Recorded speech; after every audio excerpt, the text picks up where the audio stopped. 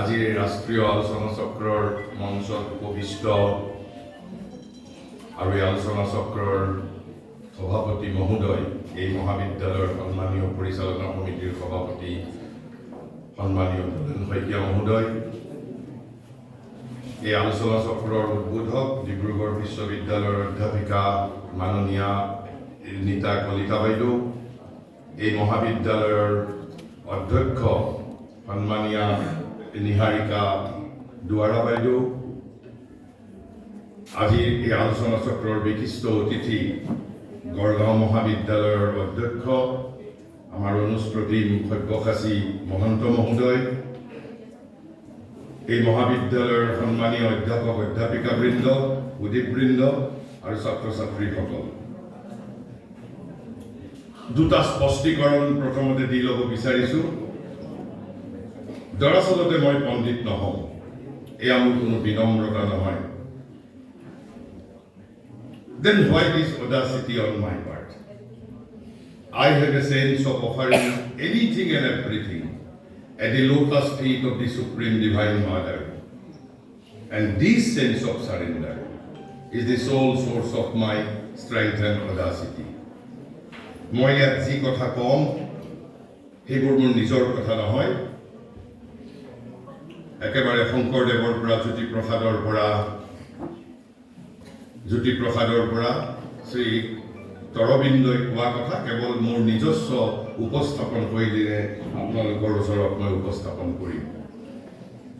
কিন্তু তাৰ আগতে প্ৰথমতে মই আপোনালোকৰ প্ৰতি দৃষ্টি আকৰ্ষণ কৰিব বিচাৰিছোঁ এই যে ভাৰতীয় জ্ঞান পৰম্পৰা। দৰাচলতে ইয়াত নীতা কলিতা বাইদেৱে যিখিনি কথা কৈ গ'ল, দোলেন শইকীয়া মহোদয়ে যিখিনি কথা কৈ গ'ল, সব্যসাচী মহন্তই যিখিনি কথা কৈ গ'ল, মই সেইখিনি কথাই কেৱল মাত্ৰ অলপ সূত্ৰাকাৰে আপোনালোকৰ ওচৰত উপস্থাপন কৰিম। কোনো তাত নতুন কথা নাথাকে। কিন্তু ইয়াত আমাৰ যিটো প্ৰাচীন পেডাগজি, প্ৰাচীন শিক্ষা বিজ্ঞানৰ আধুনিক প্ৰয়োগৰ বিষয়ে আলোকপাত কৰাৰ উদ্দেশ্যে এইখন আলোচনা চক্ৰ অনুষ্ঠিত হৈছে। মই সেই বিষয়ে আহিম, কিন্তু তাৰ আগতে ভাৰতীয় জ্ঞান ব্যৱস্থা মানেনো কি, আমি কি বুজো, ভাৰতীয় জ্ঞান ব্যৱস্থা মানে কি, সেই বিষয়ে মই অলপ আলোকপাত কৰিম। কিন্তু একদম প্ৰথমতে এই ভাৰতীয় শিক্ষা বিজ্ঞান, ইণ্ডিয়ান পেডাগজিৰ বিষয়ে জানিবৰ বাবে বা আপোনালোকৰ মনত কৌতূহল সৃষ্টি হোৱাৰ উদ্দেশ্যে লেট মি এণ্টাগনাইজ ইউ ফাৰ্ষ্ট। মই আপোনালোকক অলপ অসন্তুষ্ট কৰিব বিচাৰিছোঁ, আৰু মই একেবাৰে নিশ্চিত, মই যিখিনি এতিয়া প্ৰথমতে কথা কৈ ল'ম, ইয়াত অধ্যাপক অধ্যাপিকা মহোদয় বা পৃথিৱীৰ সকলো অধ্যাপক শিক্ষক শ্ৰেণীয়ে মোক নিশ্চিতভাৱে মোৰ প্ৰতি অসন্তুষ্ট হ'ব। মই যদি এনেধৰণে এষাৰ বাক্য কওঁ, teacher spoils everything, not anything. Teacher spoils everything by thinking that he is teaching. শিক্ষকে শিকাইছোঁ বুলি যিটো দাবী কৰে, সেইটোৰ জৰিয়তে সমস্ত মাটি কৰি পেলায়। Teacher spoils everything by thinking that he is teaching. মই একেবাৰে নিশ্চিত যে আপোনালোক মোৰ ওপৰত অসন্তুষ্ট হৈছে। কিন্তু এইষাৰ কথাৰ সৈতেই ভাৰতীয় শিক্ষা বিজ্ঞানৰ মূল তত্ত্বটো বিজড়িত হৈ আছে। কিন্তু আপোনালোকৰ মোৰ প্ৰতি খং কমিব।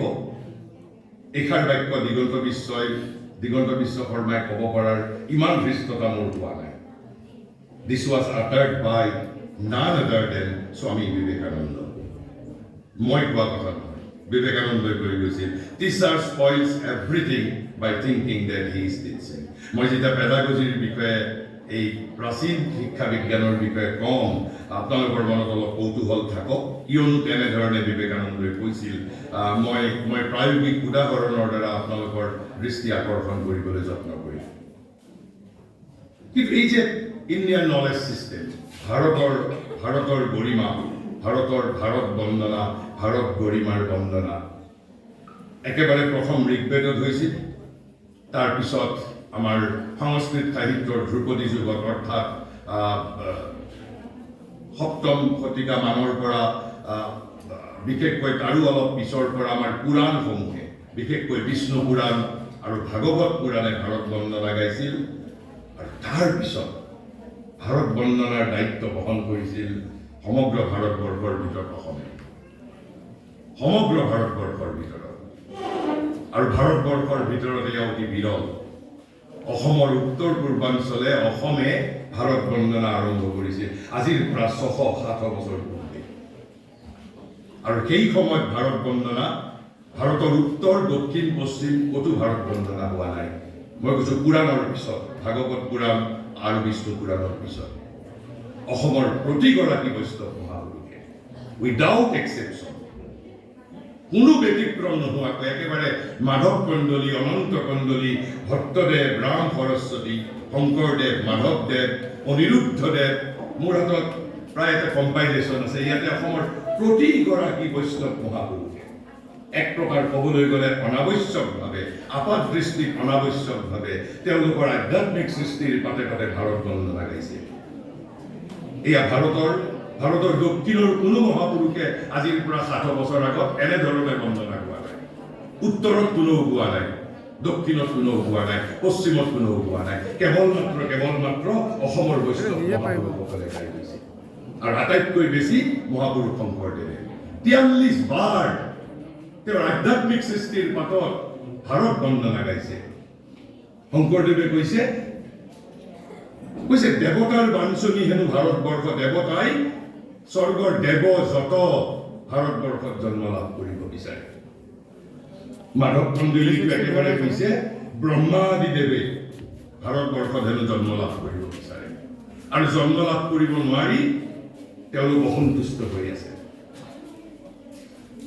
আৰু সেই জন্ম আমি লাভ কৰিছো আৰু এই সমগ্ৰ ভাৰতবৰ্ষৰ ভিতৰত বিৰল আৰু এই পৰম্পৰা তাৰ পিছত আৰম্ভ কৰিছে 19বিংশ শতিকাৰ শেষৰ ফালে বিবেকানন্দ আৰু মহাঋষি মহাযোগী শ্ৰী অৰবিন্দই প্ৰায় 500 বছৰৰ পিছত can it be without any significance কোনো তাৎপৰ্য নোহোৱাকে কৰিব পাৰে অসমৰ যদি এজন মহাপুৰুষে যদি কৰিলেহেঁতেন আমি সেয়া ব্যতিক্ৰম বুলি ধৰিলোহেঁতেন এজন নহয় দুজন নহয় প্ৰতিগৰাকী মই নামসমূহ ক'বলৈ লৈছো প্ৰতিগৰাকী উইদাউট এক্সেপশ্যন তেওঁলোকৰ আধ্যাত্মিক সৃষ্টিৰ কথা এক প্ৰকাৰ ক'বলৈ গ'লে আপাত দৃষ্টিত অনাৱশ্যকভাৱে কাৰণ ভাৰতৰ আন কোনো আধ্যাত্মিক মহাপুৰুষে এই ধৰণে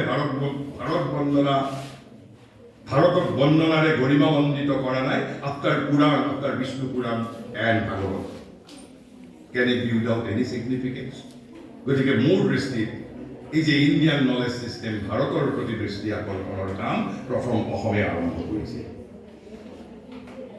তেনেহ'লে আমি ইণ্ডিয়ান নলেজ চিষ্টেম মানে আমি যোৱা বিগত 10 বছৰৰ পৰা এক দশকৰ পৰা এই ইণ্ডিয়ান নলেজ চিষ্টেম এই ফ্ৰেজ এই বাক্যাংশটো ব্যৱহৃত হৈছে ইণ্ডিয়ান নলেজ চিষ্টেম IPS তাক ভাৰতীয় ভাষাত যেতিয়া অনুবাদ কৰা হৈছে কিন্তু ইয়াত নিতা কলিতা বাইদেউ বা দুলেন শইকীয়া মহোদয় ইত্যাদিয়ে দুটা শব্দ কৈছে we do not consider this IPS is indigenous knowledge system at least personally I do not consider it's not traditional knowledge system it is not even indigenous knowledge system it is Indian knowledge system it is Indian knowledge system full-fledged Indian mainstream knowledge system indigenous knowledge system and traditional knowledge system are part of Indian knowledge system it's not indigenous knowledge system কিন্তু তাৰ আগতে আৰু এটা শব্দ আছিল ইণ্ডোলজি বুলি এটা শব্দ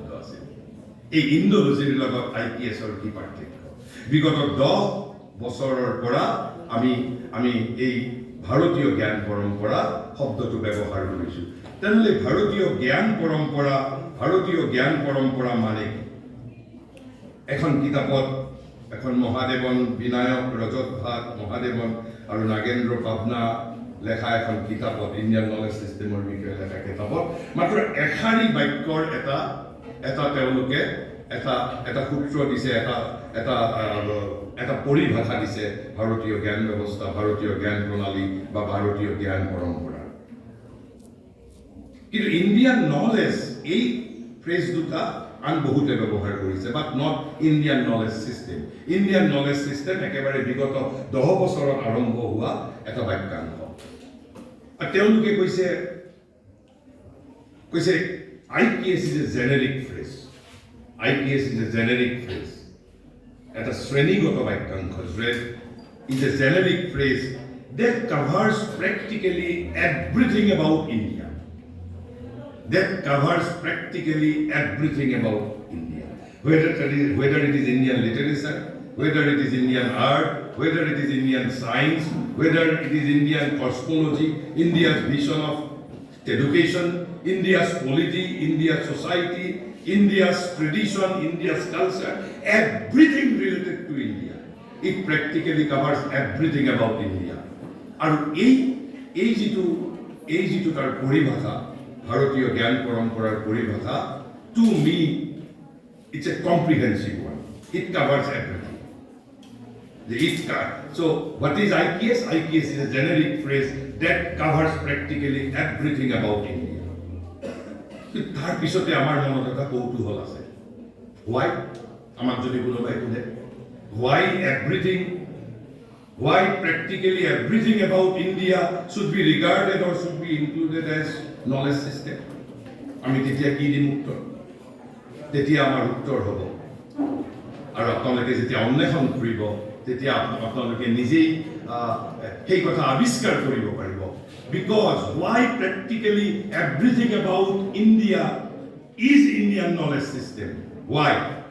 Because everything associated with India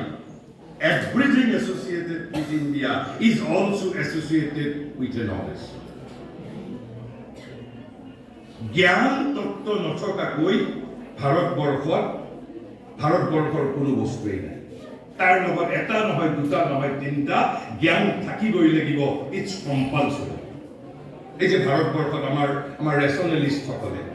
ৰেচনেলিষ্টসকলে প্ৰায়ে এটা অনুযোগ কৰে বা কেতিয়াবা আমাক হাঁহিয়াতৰ পাত্ৰ কৰিবলৈ বিচাৰে যে ভাৰতবৰ্ষত 12টা মাহত 13টা উৎসৱ হয় মই কেৱল মাত্ৰ যে everything associated with India is also associated with knowledge মই আপোনালোকৰ কেৱল দৃষ্টি আকৰ্ষণ কৰাৰ বাবে আপোনালোকে যেতিয়া আপোনালোকৰ ছাত্ৰ ছাত্ৰীয়ে গৱেষণা কৰিব you pick up any festival of India কাশ্মীৰৰ হওক মধ্যপ্ৰদেশৰ হওক কেৰালাৰ হওক তামিলনাডুৰ হওক অসমৰ হওক এই ভূখণ্ডৰ any traditional festival you just pick up আৰু আপোনালোকে গৱেষণা কৰক তাৰ অন্তৰালত 4টা বস্তু কৰবাত হয়তো এই 4টা তত্ত্বৰ ভিতৰত এটা তত্ত্বৰ ওপৰত আমি গুৰুত্ব দিছো আন কৰবাত হয়তো আন এটা কৰবাত হয়তো 4টা কি সেই 4টা তত্ত্ব প্ৰত্যেকটো উৎসৱৰ অন্তৰালত এই 4টা তত্ত্বৰ এটা তত্ত্ব আপুনি পাব ঐক্যম জ্ঞানম স্বাতন্ত্ৰ্যম আৰু সামৰ্থ্যম অৰ্থাৎ freedom knowledge power and unity এই 4টা বস্তু বিজড়িত হৈ আছে কৰবাত এটা বেছি কৰবাত আন এটা তাৰ কাৰণ কি এই যে ভাৰতীয় সমাজ আমি ভাৰতীয় সমাজৰ অন্তৰালত ভাৰতীয় আদৰ্শ সমাজ গঢ়াৰ যিটো আমাৰ সপোন আদৰ্শ সমাজৰ আচলতে এই 4টা আদৰ্শ সমাজৰ ভিত্তিভূমি সাধাৰণ সমাজৰ নহয় আদৰ্শ সমাজৰ মই কোৱা কথা নহয় মহাৰিষি শ্ৰী অৰবিন্দই কৈ গৈছে আদৰ্শ সমাজৰ ভিত্তি হ'ল এই 4টা তত্ত্ব জ্ঞানম ঐক্যম স্বাতন্ত্ৰ্যম আৰু সামৰ্থ্যম কাৰণ উইদাউট ফ্ৰীডম আমি কেতিয়াও শক্তি অৰ্জন কৰিব নোৱাৰো without unity no society can exist and without unity too no society can exist এই 4টা তত্ত্বই আপুনি ভাৰতীয় সমাজ ব্যৱস্থাৰ অন্তৰালত এই যে বিশাল পৰম্পৰা নানা উৎসৱ 12টা মাহত 13টা উৎসৱ ভাৰতৰ সমাজ ভাৰতৰ সাহিত্য ভাৰতৰ কলা ভাৰতৰ দৰ্শন ভাৰতৰ বিজ্ঞান ভাৰতবৰ্ষৰ প্ৰথম যেতিয়া ভাৰতবৰ্ষই নিজৰ আত্মবিকাশ আৰম্ভ কৰিছে তেতিয়াৰ পৰা প্ৰতিটো ঘটনাৰ লগত জ্ঞান তত্ত্ব বিজড়িত হৈ আছে তেনেহ'লে এটা 5,000-10,000 বছৰীয়া পুৰণা সভ্যতাৰ জ্ঞান তত্ত্বৰ বিষয়ে অন্তত মোৰ দৰে মানুহক 5,000 লাইফ উইল বি ইনসাফিচিয়েণ্ট মই 5,000 জনম ল'লেও মই ভাৰতৰ জ্ঞান তত্ত্বৰ বিষয়ে সম্পূৰ্ণভাৱে কথা কোৱাটো কেতিয়াও সম্ভৱ নহয় মই তাক কেৱল মাত্ৰ আপোনালোকক ধাৰণা দিবলৈ যত্ন কৰিছোঁ যে ভাৰতীয় জ্ঞান পৰম্পৰা মানে কি, ইণ্ডিয়ান নলেজ চিষ্টেম। আৰু ইণ্ডোলজি আচলতে basically it was south Asian studies and that too academic study of the history and culture, language and literature of Indian subcontinent. It was limited to only these four aspects. Yes, history, culture, language and literature. But IPS covers practically everything about India. And also Indology, which as such is a subset of Asian studies. আচলতে আমি যেটো Asia বিষয়ক অধ্যয়নৰ এটা উপাদান কেৱল মাত্ৰ। আৰু আটাইতকৈ ডাঙৰ কথা হ'ল দিছ ভেৰি ৱৰ্ডটো ব্যৱহাৰ কৰিছিল পাশ্চাত্যবাদীসকলে, ইণ্ডোলজি, ভাৰত তত্ত্ব। But Indian knowledge system is being coined by India herself. আমি নিজে এই শব্দটো বিগত এক দশকত তৈয়াৰ কৰিছোঁ। গতিকে Indology is a very limited study and that to academic study. Kintu jeti ami IPS boli kom, it practically covers everything about India. India's past, present, even IPS would be dealing with India's future too. Ami jeti IPS or bikoy gobekona kori nirdishto eta bikoyot, IPS will also include India's future, not only past and present. And geographically, whole India will be covered. Whole India. Language-wise, not only modern Indian languages, every Indian dialect also have to be taken into consideration.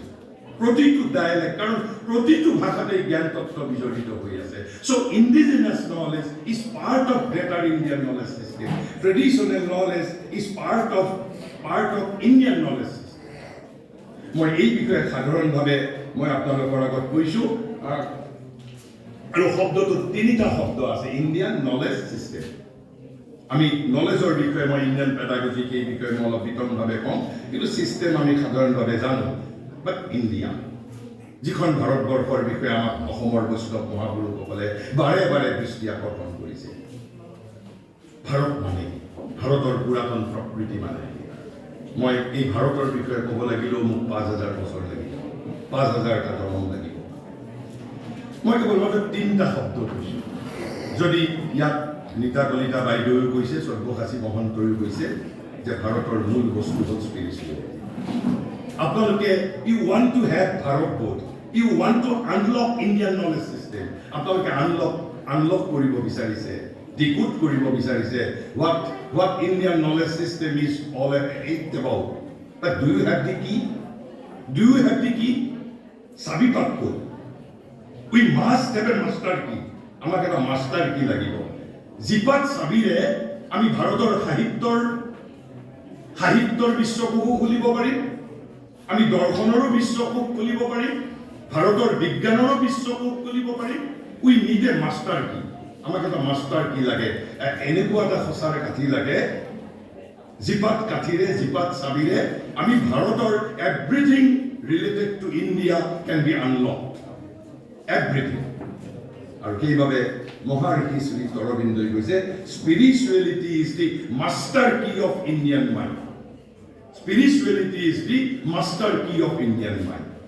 যদি আমাক কোনোবাই সোধে যে ভাৰতৰে India, এই যে ভাৰত কিহেৰে গঢ় লৈ উঠিছে, ভাৰতৰ আত্মা, ভাৰতৰ প্ৰকৃতি কিহেৰে গঢ়ি উঠিছে, তিনিটা উপাদানেৰে গঢ়ি উঠিছে। প্ৰথমটো তত্ত্ব হ'ল spirituality. It is the master key of Indian mind. যদি আপুনি ভাৰতৰ যিকোনো বিষয়ৰ ভাৰতৰ লগত বিজড়িত যিকোনো বিষয়ৰ মৰ্মমূলত যদি প্ৰৱেশ কৰিব বিচাৰিছে, ইয়াত সব্যসাচী মহন্তই কৈছে বিবেকানন্দৰ উদ্ধৃতি দি টোপনি খোদলৈ টুভতি যোৱা, তাৰ মাজতে সকলো সত্য আছে। Spirituality is the master key of Indian mind. কিন্তু অকল স্পিৰিচুৱেলিটিয়ে ভাৰত আত্মাৰ একমাত্ৰ তত্ত্ব আছিল। তাৰ দ্বিতীয় তত্ত্বটো কি আছিল? জীৱনৰ আনন্দ, সৃষ্টিৰ আনন্দ, এ মেচিভ ক্ৰিয়েটিভিটি, সৃজনশীলতা। কিন্তু আপোনালোকক এই সৃজনশীলতা আৰু এই আধ্যাত্মিকতাৰ মাজত এটা কোনোবাই মধ্যস্থতা কৰিব লাগিব। It was mediated the mediated between spirituality and creativity by a robust intellectuality. এটা সমৰ্থ বৌদ্ধিকতা। গতিকে যদি আমি ভাৰত বুলি ক'বলৈ বিচাৰোঁ তেন্তে ভাৰত মানে কি? Spirituality, vitality, that is to say creativity and intellectuality. মই সেই বিষয়ে মই বহলভাৱে মই ব্যাখ্যা কৰিবলৈ নাযাওঁ। আজি মোৰ আন এটা বক্তৃতা আমাৰ দোলেন শইকীয়া মহোদয়ৰ কি কয় আমাৰ মহাবিদ্যালয়ত আছে, তাত মই এই তিনিটা তত্ত্বৰ বিষয়ে মই অলপ বিতংভাৱে ক'ম। ইয়াত মই কেৱল সাধাৰণভাৱে আপোনালোকৰ মই দৃষ্টি আকৰ্ষণ কৰিছোঁ। তেনেহ'লে ইয়াত আজিৰ যিটো আপোনালোকৰ যিটো আলোচনাৰ মূল যিটো বিষয়বস্তু আপোনালোকৰ আলোচনাৰ যিটো মূল বিষয়বস্তু, মই সেই মূল বিষয়বস্তুলৈকে মই আহিছোঁ। ইয়াতে মূল যিটো বিষয়বস্তুলৈ আহিছোঁ যে আমি অতীত ভাৰতৰ শিক্ষাবিধ আমি আধুনিক জগতত কি ধৰণে প্ৰয়োগ কৰিব পাৰিম।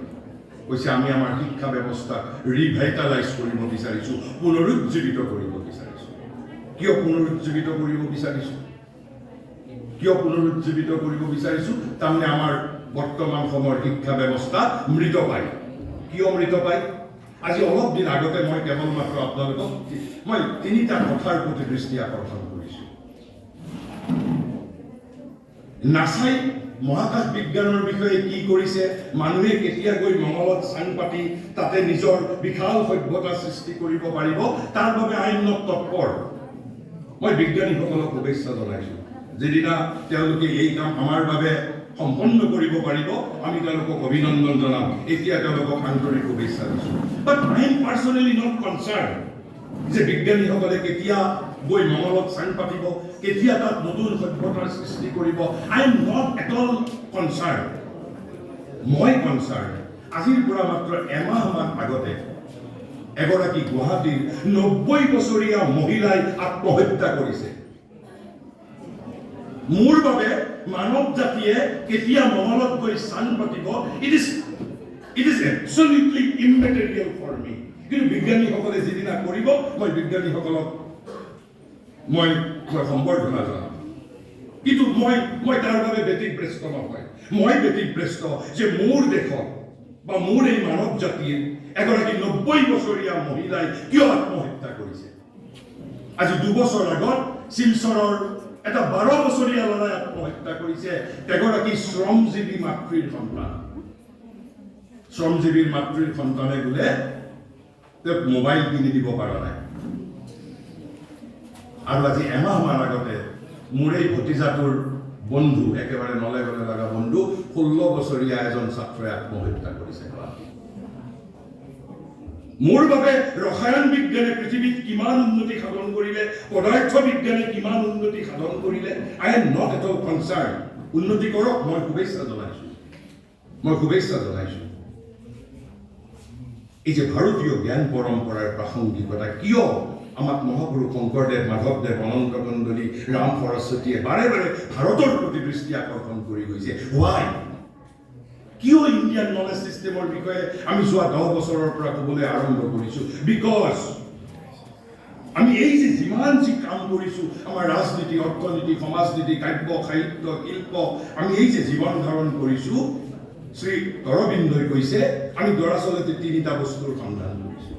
কৈছে these three are the continual quest of humanity. তিনিটা বস্তুৰ আমি সন্ধান কৰিছোঁ। কি তিনিটা বস্তুৰ সন্ধান কৰিছোঁ? কৈছে a goal of life. আমাক এটা জীৱনৰ লক্ষ্য লাগে। either subconsciously, either consciously or unconsciously. আমি প্ৰত্যেকেই এটা জীৱনৰ লক্ষ্যৰ সন্ধান কৰিছোঁ। আমাক এটা জীৱনৰ যথাৰ্থ লক্ষ্য লাগে। আৰু দ্বিতীয়তে কি লাগে আমাক? দ্বিতীয়তে আমাক এটা প্ৰেক্টিচ অফ পাৰফেকশ্যন লাগে। আমাক এটা প্ৰেক্টিচ অফ পাৰফেকশ্যন লাগে। আৰু তৃতীয়তে আমি কি বস্তুৰ সন্ধান কৰিছোঁ? আমাক এটা আচৰণ বিধি লাগে। A right conduct of our life. কিন্তু কেনেকুৱা কণ্ডাক্ট হ'ব লাগিব? ইট শুড বি ৰেচনেল, যুক্তিসংগতও হ'ব লাগিব, but at the same time it should be binding to, বাধ্যতামূলকো হ'ব লাগিব আৰু যুক্তিসংগতও হ'ব লাগিব। According to মহাৰিষি শ্ৰী অৰবিন্দ, কৈছে মানৱ জাতিয়ে নিজৰ সমস্ত কৰ্মৰ মাজেৰে দৰাচলতে আমি এই তিনিটা বস্তুৰ অন্বেষণ কৰিছোঁ a goal of life a method a practice of perfection আৰু এটা হ'ল কি a rational yet binding conduct of life and modern science has failed to provide. Modern science has failed to provide. Modern science has provided none of this. আধুনিক বিজ্ঞান পাশ্চাত্যৰ জ্ঞান প্ৰণালীয়ে আধুনিক জ্ঞান প্ৰণালী has miserably failed to provide any of the solution. আধুনিক বিজ্ঞান শোচনীয়ভাৱে ব্যৰ্থ হৈছে মানুহক এটা জীৱনৰ লক্ষ্য দিব পৰা নাই এটা প্ৰেক্টিচ অফ পাৰফেকশ্যন দিব পৰা নাই a rationally yet binding conduct of life আধুনিক বিজ্ঞানে আধুনিক জ্ঞান প্ৰণালীয়ে পাশ্চাত্যৰ জ্ঞান প্ৰণালীয়ে দিব পৰা নাই Torobindo কৈছে you can accept it or you can throw it away this India has offered once what science could not India has offered and that is the relevance of Indian knowledge system which is Brahman as the goal of life you may accept it or you may reject it you may throw it away it's up to your wisdom but Brahman as a goal of life it needs to be explained but what is the practice of perfection India's yoga is the methodized practice of perfection yoga is not therapeutic science when asana and pranayama are used for therapeutic purpose then it is called ayurveda then it is not called yogic science yoga is India's practical psychology yoga is India's practical spirituality yoga is everything through which India wants to solve all problems of world আৰু সেইভাবে গীতাৰ 6 number অধ্যায়ৰ 46 number শ্লোকত শ্ৰীকৃষ্ণ অৰ্জুনক কৈছে কি বুলি কৈছে যোগী ভবা অৰ্জুন হে অৰ্জুন তুমি যোগী হোৱা কিয় কৈছে যোগী কৰ্মীতকো শ্ৰেষ্ঠ যোগী ধ্যানীতকো শ্ৰেষ্ঠ যোগী জ্ঞানীতকো শ্ৰেষ্ঠ কিন্তু বৰ্তমান সমগ্ৰ পৃথিৱীয়ে ইনক্লুডিং ইণ্ডিয়া যোগক এটা ব্যায়ামলৈ ৰূপান্তৰিত কৰিছে যোগক এটা শৰীৰ চৰ্চালৈ ৰূপান্তৰিত কৰিছে যোগ was a inward discipline যোগ was an individual method of practice এটা আন্তৰ অভিযাত্ৰা আছিল এই যে যোগৰ মানে এনসিসিৰ ব্যায়ামৰ দৰে যোগৰ যিটো ব্যাপক প্ৰদৰ্শন এক ভাৰতবৰ্ষৰ প্ৰতি এক বৃহৎ অপমান এই যে কৃষ্ণই যেতিয়া অৰ্জুনক যোগী ভৱাৰ্জুন বুলি কৈছে but Krishna never discussed about asana and pranayama because we have gyan yoga we have bhakti yoga we have karma yoga asana আৰু pranayamৰ practice নকৰা কৰিও you can be a great yogi asana and pranayama are two very minor insignificant means of thousand means of yogic sadhana সহস্ৰ উপায় আছে শ্ৰী অৰবিন্দই কৈছে all life is yoga সমগ্ৰ জীৱনেই যোগ বুলি কৈছে কিন্তু ইয়াত ভাৰতবৰ্ষত the greatest science India discovered এই যোগিক শ্ৰী অৰবিন্দই কৈছে India's practical psychology physiopsychology of Indian yoga কিন্তু ইয়াত আমি যোগা থেৰাপিউটিক সায়েন্সলৈ ৰূপান্তৰিত কৰিছোঁ yoga we have made it a discipline to keep our health only স্বাস্থ্য ৰক্ষা হ'ব এটা বাই প্ৰডাক্ট আমাৰ ৰোগ নিৰাময় হ'ব এটা বাই প্ৰডাক্ট যেতিয়া ৰোগ নিৰাময়ৰ বাবে যোগক ব্যৱহাৰ কৰি that it is called Ayurveda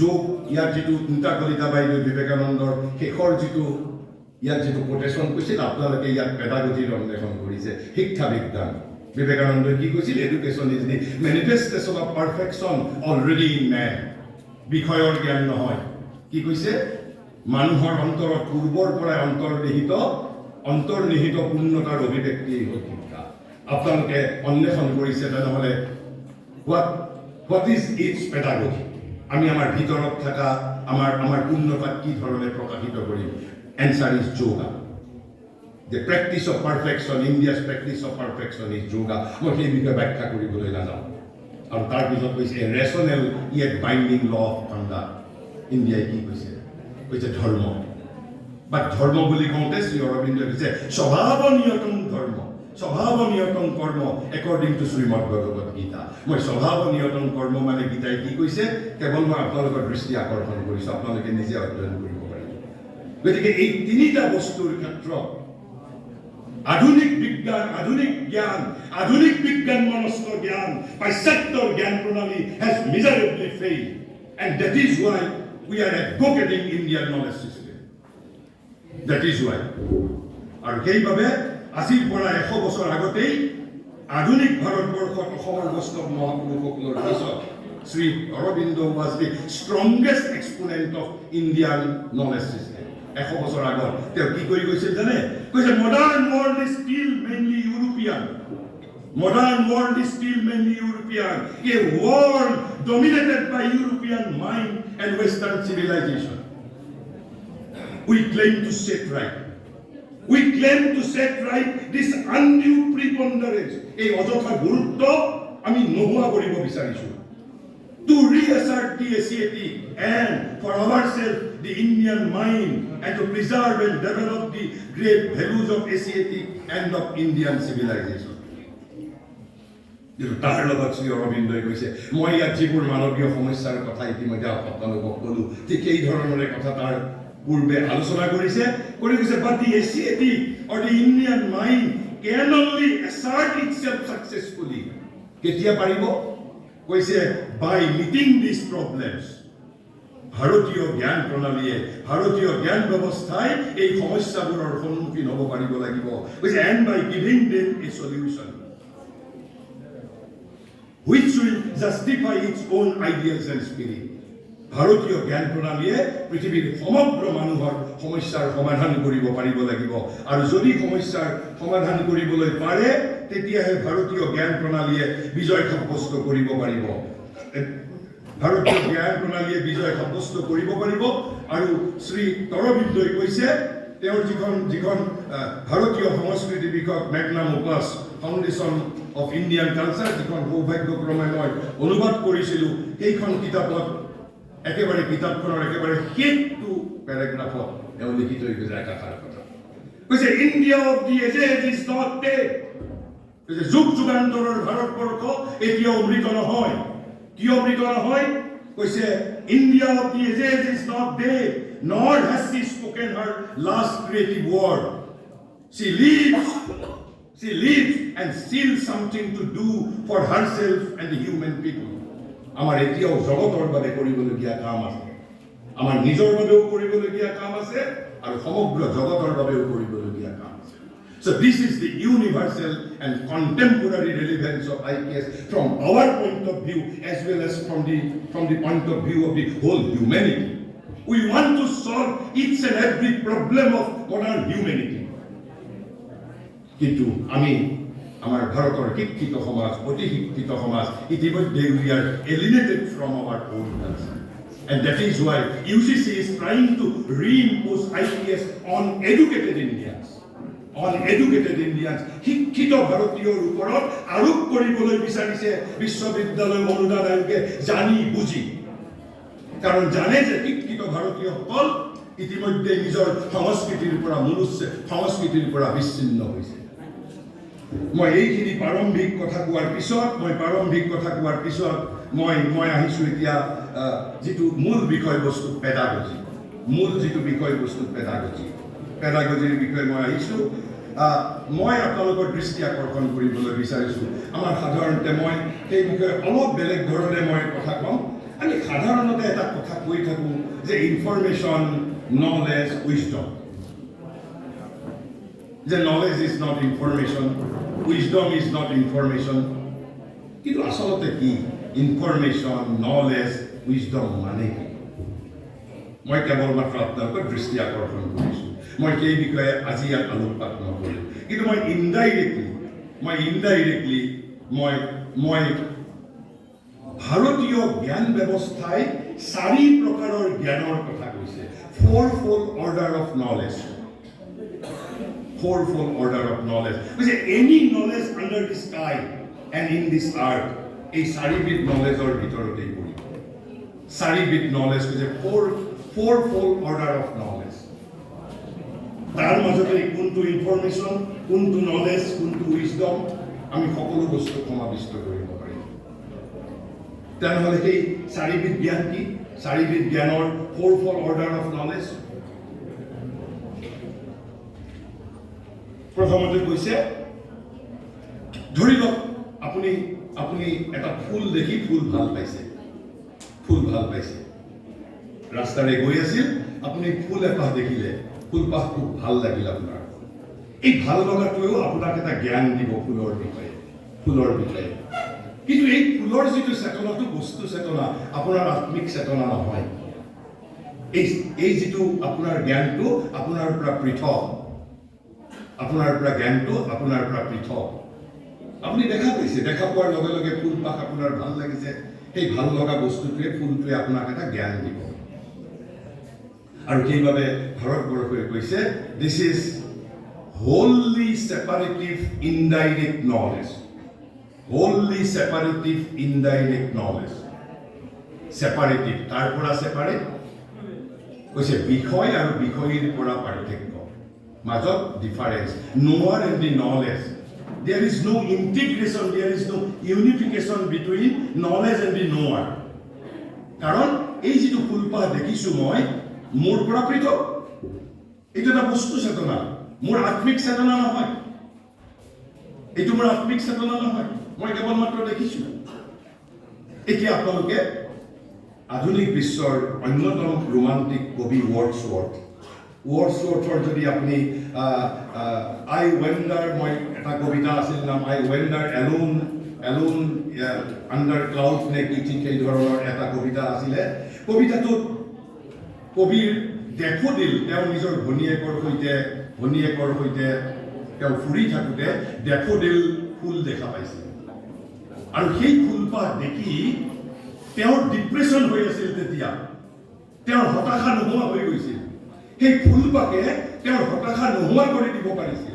তেনেহ'লে আপুনি যিটো ফুল দেখিছে ৰাস্তাৰে যাওঁতে, মই যিটো ফুলপাহ দেখিছোঁ, তাতকৈ ৱৰ্ডছৱৰ্থৰ যিটো ডেফোডিলৰ লগত সম্বন্ধটো অলপ বেলেগ। It is not indirect contact. It is direct contact, but still separative.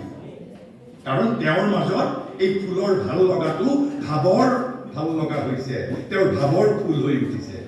মোৰ বাবে কেৱল মাত্ৰ দেখাৰ ফুল, ভাৱৰ ফুল। আৰু এইটোক ইণ্ডিয়াই কি বুলি কৈছে knowledge by separative direct contact. Because this knowledge is still separated from the knower. অৰ্থাৎ ইয়াত জ্ঞাতা আৰু জ্ঞেয়, অৰ্থাৎ জ্ঞেয় মানে হ'ল যিটো আমি বিষয়বস্তু জানিব বিচাৰিছো, এই জ্ঞেয় আৰু জ্ঞাতাৰ মাজত কোনো একাত্মতা নাই। অৰ্থাৎ বিষয় আৰু বিষয়ী, নলেজ এণ্ড দি নোৱাৰ। কিন্তু ইট ইজ ডাইৰেক্ট কণ্টেক্ট বাট ছেপাৰেটিভ। গতিকে আপুনি ফুলপাহ দেখি পেলাই যিটো জ্ঞান পাইছিল, তাতকৈ ৱৰ্ডছৱৰ্থে বেলেগ ধৰণৰ জ্ঞান পাইছিল। আকৌ যেতিয়া এই ফুলপাহ ভাৱৰ পিছত আপোনাৰ একেবাৰে অন্তৰংগ হৈ উঠিব, ইণ্টিমেট হৈ উঠিব। আপুনি কল্পনা কৰকচোন, তেণ্ডুলকাৰক যদি আজি আপুনি গৈ কয় যে বোপাই তুমি কালিৰ পৰা সংগীতৰ সাধনা কৰা, তুমি কালিৰ পৰা আৰু ক্ৰিকেট খেলিব নোৱাৰিবা। আজি তেণ্ডুলকাৰে যিমান ক্ৰিকেটৰ বিষয়ে জানি আছে, যিমান জ্ঞান আছে, তেণ্ডুলকাৰে সংগীতৰ বিষয়ে কিমানখিনি জ্ঞান অৰ্জন কৰিব পাৰিবনে? বিকজ তেওঁৰ বাবে ক্ৰিকেটটো ইট ইজ ইণ্টিমেট। গতিকে কৈছে যেতিয়া এই ভাৱৰ ফুল গৈ ৰসৰ ফুললৈ ৰূপান্তৰিত হ'ব, অৰ্থাৎ তাত ভাৰতবৰ্ষই কৈছে a knowledge by intimate direct contact.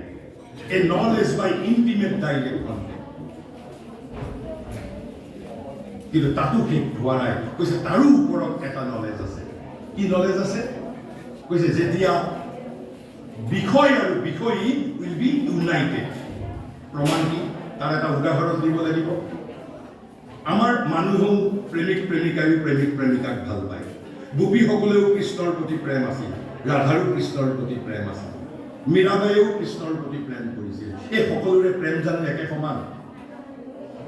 আচলতে ৰাধা আৰু কৃষ্ণ 1 in 2, 2 in 1।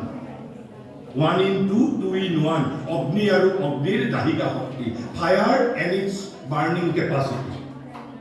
অৰ্থাৎ দুটাৰ মাজত আমি মানৱীয় দৃষ্টিৰে আমাৰ মন ডিভিজনাৰী, সেইবাবে আমি ৰাধা আৰু কৃষ্ণ দুটা বেলেগ সত্তা হিচাপে দেখিবলৈ পাওঁ। আচলতে যদি অগ্নি আৰু অগ্নিৰ দাহিকা শক্তি দুটা সত্তা, তেতিয়াহ'লে দুটা সত্তা। কিন্তু অগ্নি আৰু অগ্নিৰ দাহিকা শক্তি যদি 1 in 2, 2 in 1, অৰ্থাৎ ইয়াত ৰাধা আৰু কৃষ্ণ একাত্ম হৈ উঠিছে, ইউনিফাইড। এই যে অন্তৰংগ যিটো ইণ্টিমেট ডাইৰেক্ট কণ্টেক্ট কৰোঁ, ওপৰৰ তেওঁলোকৰ প্ৰেমৰ, আৰু সেইবাবে তেওঁলোকৰ প্ৰেমৰ পৰা যিটো জ্ঞান পাইছে, সাধাৰণ মানৱীয় পুৰুষ নাৰীৰ প্ৰেমৰ জ্ঞানৰ স্তৰটো বা লেয়াৰটো ভিন্ন হ'ব। আৰু সেইবাবে মই কৈছোঁ ভাৰতবৰ্ষই এই ধৰণে 4-fold অৰ্ডাৰ অফ নলেজ কৈছে। একেবাৰে তলৰটো হ'লটো কোন? তলৰটো কৈছে এ হোললি ছেপাৰেটিভ নলেজ বাই ইনডাইৰেক্ট কণ্টেক্ট। মই ফুলৰ উদাহৰণটো মনত ৰাখিব। তাৰ ওপৰৰ নলেজটো হ'ল কি? কৈছে a knowledge by separative direct contact. তাৰ ওপৰৰটো কৈছে a knowledge by intimate direct contact. আৰু একেবাৰে ওপৰৰটো কৈছে নলেজ বাই আইডেণ্টিটি, তাদাত্ম্য। অৰ্থাৎ তাত বিষয় আৰু বিষয়ী, নলেজ এণ্ড দি নোৱাৰ গেটছ ইউনিফাইড। আপোনালোকে ক'ব পাৰে কেনেকে? মই এটা সাধাৰণ গল্পৰ কথা কৈছোঁ। মই ৰাধা কৃষ্ণৰ কথা ক'লোঁ। এখন বাইজি বাউৰা বুলি এখন হিন্দী চিনেমাও আছিলে।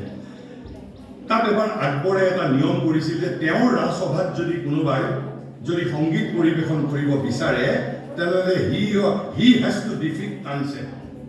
এজন বাইজি বাউৰা বুলি এজন সংগীতজ্ঞই সেই প্ৰত্যাহ্বানটো গ্ৰহণ কৰিলে। তানসেনৰ যিজন গুৰু তেওঁৰ ওচৰলৈ কৈছে যে গুৰুদেৱ, মোক আপুনি সংগীত শিকাওক, I want to defeat Tansen. হৰিদাসে সকলো তেওঁৰ পৰীক্ষালৈ হৰিদাসে ক'লে, yes, you are a good student, you are qualified to be a great musician, but still you cannot defeat Tansen. বাজি বাউৰাই বুলিলে হোৱাই? কৈছে because you cannot hope to defeat music. Tansen is not musician, he is music himself. মই যে তেণ্ডুলকাৰৰ যিটো আপোনালোকক ক'লোঁ, এই যে knowledge by intimate direct contact, knowledge by identity, বাইজি বাউৰা উভতি আহিল, কিন্তু সংগীতৰ সাধনা স্তব্ধ কৰি দিয়া হ'ল। তাৰপিছত কি কৰিলে? এদিন তেওঁ শুনিলে গুৰু পক্ষাঘাত ৰোগত আক্ৰান্ত হৈছে, পেৰালাইচিছ। গুৰু প্ৰায় 3-6 মাহৰ পৰা বিচনাৰ পৰা উঠিব পৰা নাই। আনকি যিটো কৃষ্ণ মন্দিৰত গৈ হৰিদাসে সদায় সংগীত পৰিৱেশন কৰিছিল, সেই মন্দিৰলৈ যোৱা 6 মাহ ধৰি যাব পৰা নাই। বাইজি বাউৰাই এদিন আহি সেই মন্দিৰটোত সংগীত পৰিৱেশন কৰিব ধৰিছে। আৰু সেই সংগীতৰ স্পন্দনত গুৰু হৰিদাস বিচনাৰ পৰা উঠিব পাৰি গুৰুৱে মন্দিৰটোলৈকে আহিছে। কোনেনো গান পৰিৱেশন কৰিছে চাবৰ বাবে। আৰু আহি দেখিছে একেবাৰে আপোন মনে বাউজি বাউৰাই সংগীত পৰিৱেশন কৰি আছে। আৰু তেতিয়া তাৰ পিছত যেতিয়া সংগীত শেষ নোহোৱালৈকে গুৰুৱে তেওঁক কিন্তু ডিষ্টাৰ্ব কৰা নাই। সংগীত শেষ হোৱাৰ পিছত যেতিয়া গুৰুৰ চৰণ স্পৰ্শ কৰিছে, তেতিয়া বাউজি বাউৰাই কৈছে, yes, now you too have become music, now you can defeat Tansen.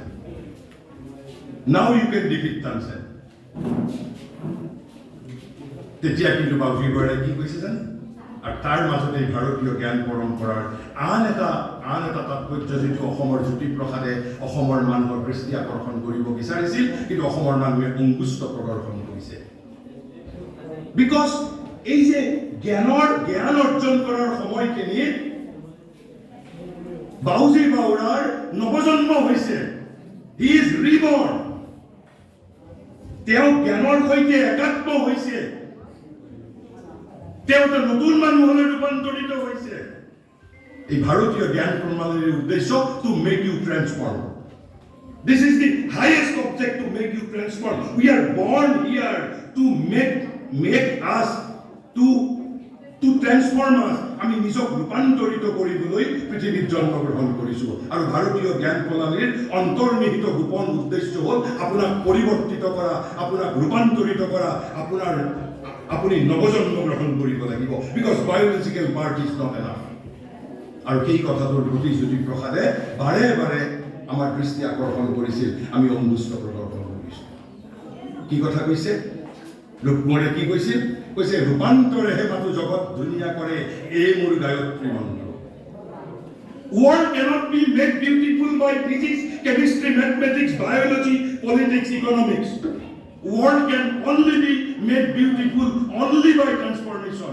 Only by transformation. According to Jyoti Prasad Agrawala. কাৰণ তেওঁ একেটা শব্দতে হে আৰু মাথো, আৰু তেওঁ কি বুলি কৈছে? এই মোৰ গায়ত্ৰী মন্ত্ৰ। অৰ্থাৎ ৰুক্মৰৰ আৰু আন কোনো দৰ্শনেই নাই। কৈছে ৰূপান্তৰেহে মাথো জগত ধুনীয়া কৰে, এই মোৰ গায়ত্ৰী মন্ত্ৰ। শিল্পীৰ পৃথিৱীত তেওঁ লিখি গৈছিল। আৰু সেইবাবে তেওঁ কিহৰ প্ৰতি দৃষ্টি আকৰ্ষণ কৰিছিল? তোৰে মোৰে আলু কৰে যাত্ৰা, আমি পালো জীৱনৰ অৰ্থ অভিনৱ। জীৱনৰ অৰ্থটো অভিনৱ জানো পালো? সেই একেই আহাৰ নিদ্ৰা মৈথুন অন্ন বস্ত্ৰ বাসস্থান। তোৰে মোৰে আলু কৰে যাত্ৰা, আমাৰ সমষ্টি জীৱনক এটা জ্ঞানৰ অভিযাত্ৰাৰ কথা কৈছিল। দৰাচলতে সমগ্ৰ ভাৰতৰ অস্তিত্বৰ অন্তৰালত যিটো গোপন উদ্দেশ্য, ভাৰতৰ যিটো উদ্দেশ্য, ভাৰতে যিভাৱে জগতত এতিয়াও জীয়াই আছে, তাৰ উদ্দেশ্য কি?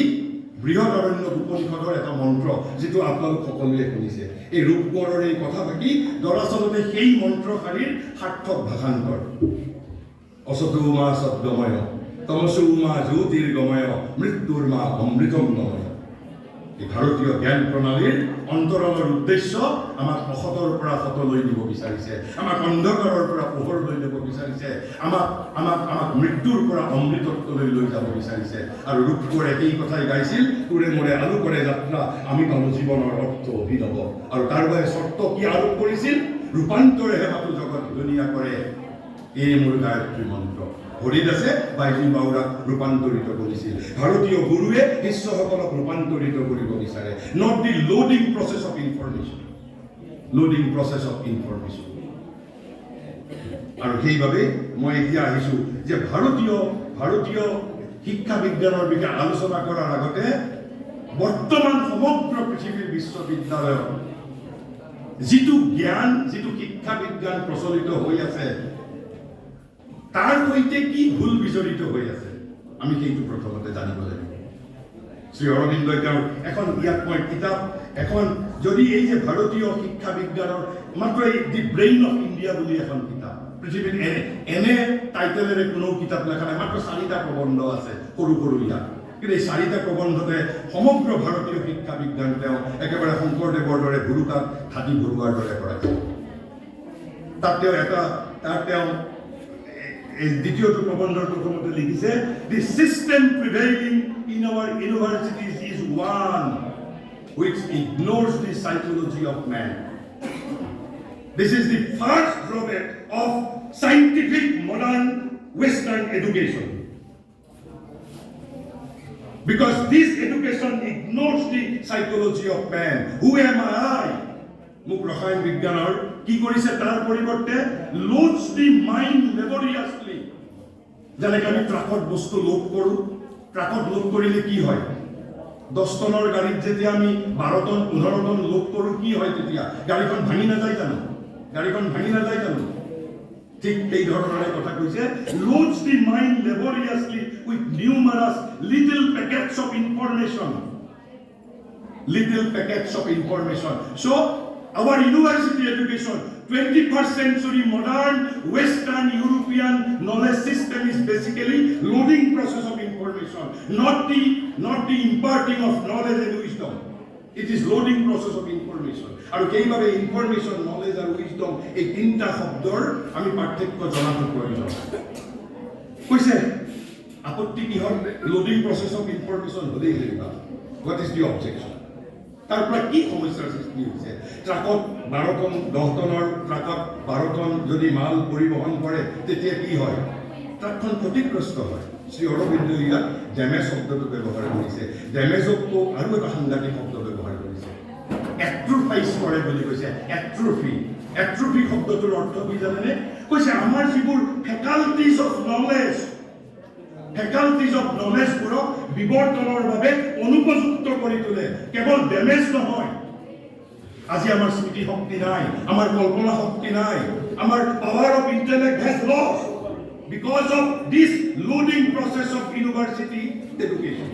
মডাৰ্ণ একবিংশ শতিকাৰ যিটো শিক্ষা বিজ্ঞান, কাৰণ একবিংশ শতিকাৰ শিক্ষা বিজ্ঞান বিষয়ভিত্তিক।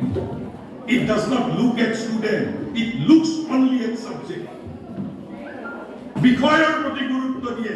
এটা নিৰ্জীৱ বিষয়ৰ দ্বাৰা এটা সজীৱ সত্তাক শিক্ষিত কৰিবলৈ ধৃষ্টতা কৰিছে আধুনিক শিক্ষা বিজ্ঞানে। এই আধুনিক শিক্ষা বিজ্ঞান পৃথিৱীৰ সমস্ত বিদ্যাৰ্থীৰ বিৰুদ্ধে এটা পৰিকল্পিত ষড়যন্ত্ৰ। এটা পৰিকল্পিত ষড়যন্ত্ৰ।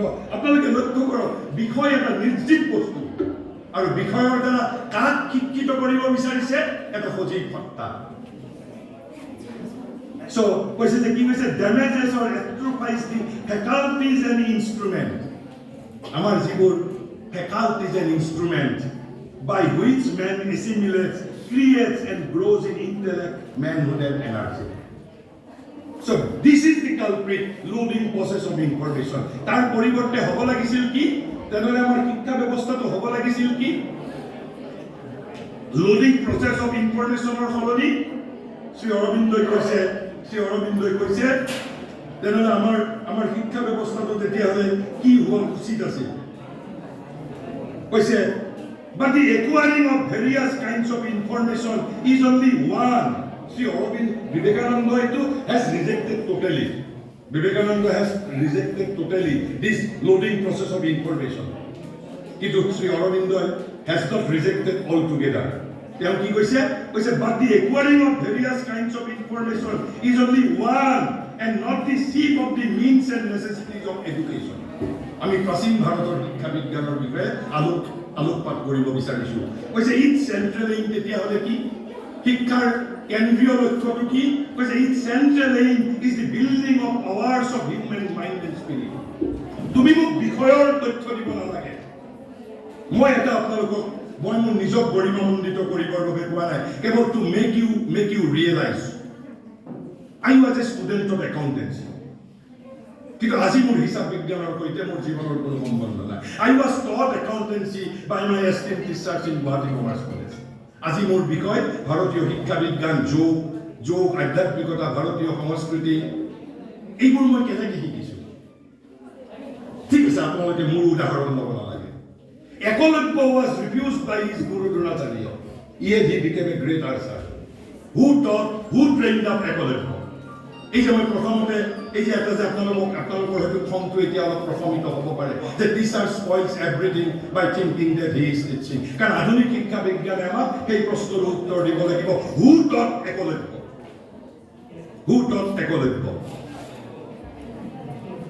আধুনিক শিক্ষা বিজ্ঞানৰ ড্ৰবেকটো ক'ত? ই কেৱল বিষয়ৰ লোডিং প্ৰচেছ অফ ইনফৰমেশ্যন, আমাৰ ইণ্টেলেক্ট বৃদ্ধি কৰি দিয়া নাই। মই আপোনালোকক আৰু এটা প্ৰশ্ন সুধিছোঁ।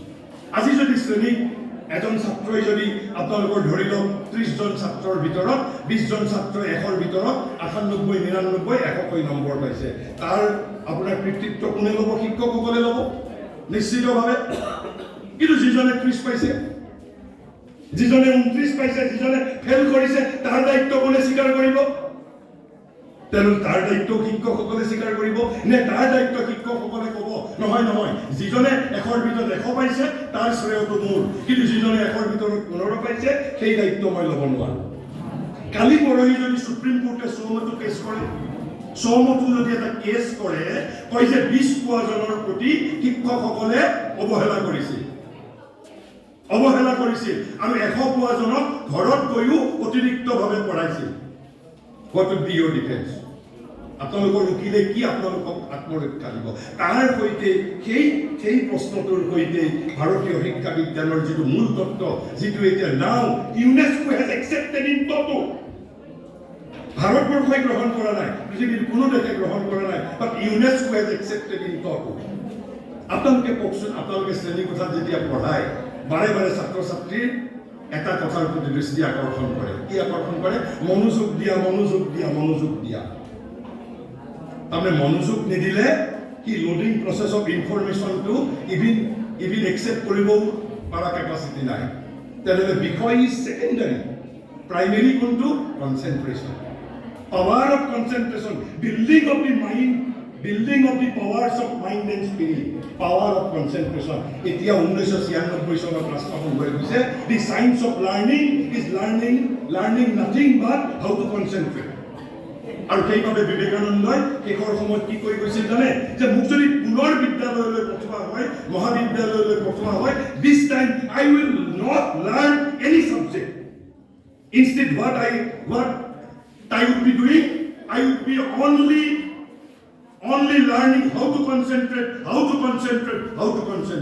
and after that with the power of concentration I will learn each and every subject of the world.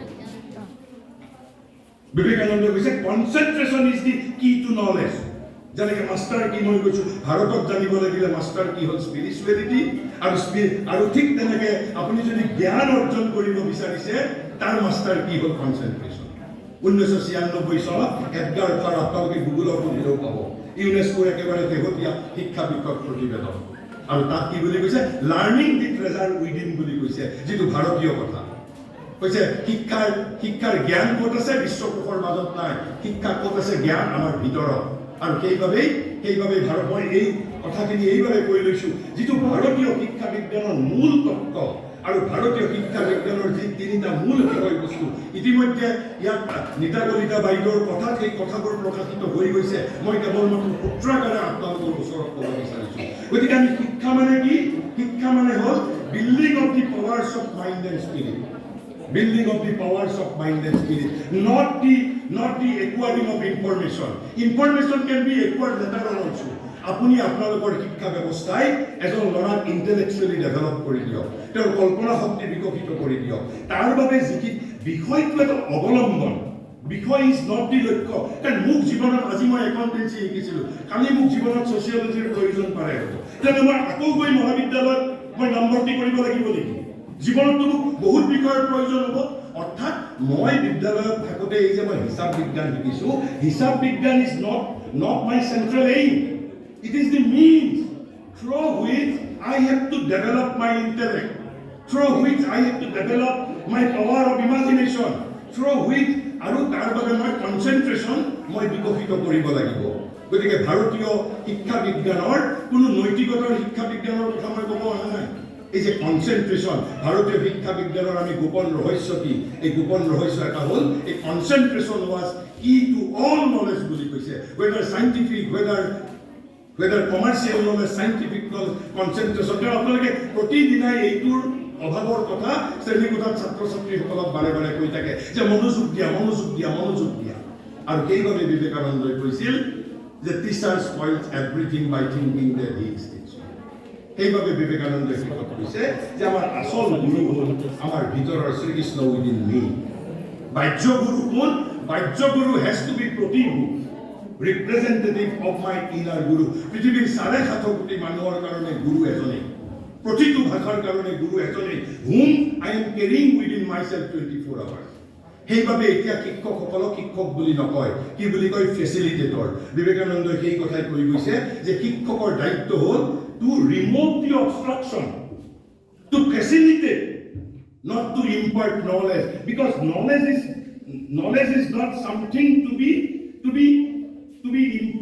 imparted from outside to be acquired from outside knowledge is something to be manifested from within knowledge is something to be revoked from within education is not an outside inside process education is inside outside process এই যে ভাৰতীয় শিক্ষা বিজ্ঞানৰ যিটো মূল তত্ত্ব আপোনালোকে আধুনিক শিক্ষা বিজ্ঞানৰ লগত তাক প্ৰয়োগ কৰিব বিচাৰিছে তেনেহ'লে মই এতিয়া আহিছোঁ যে তেতিয়াহ'লে ভাৰতীয় শিক্ষা বিজ্ঞানৰ বা ভাৰতীয় জ্ঞান প্ৰণালীৰ অন্তৰালত তিনিটা কথা বিজড়িত হৈ আছে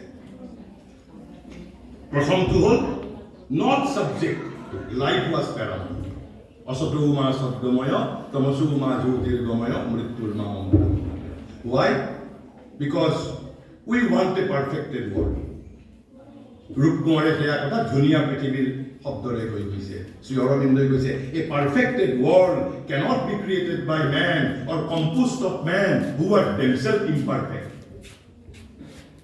এই যে সেই কাৰণে বিবেকানন্দই কি কৈছে education is the manifestation of perfection already in man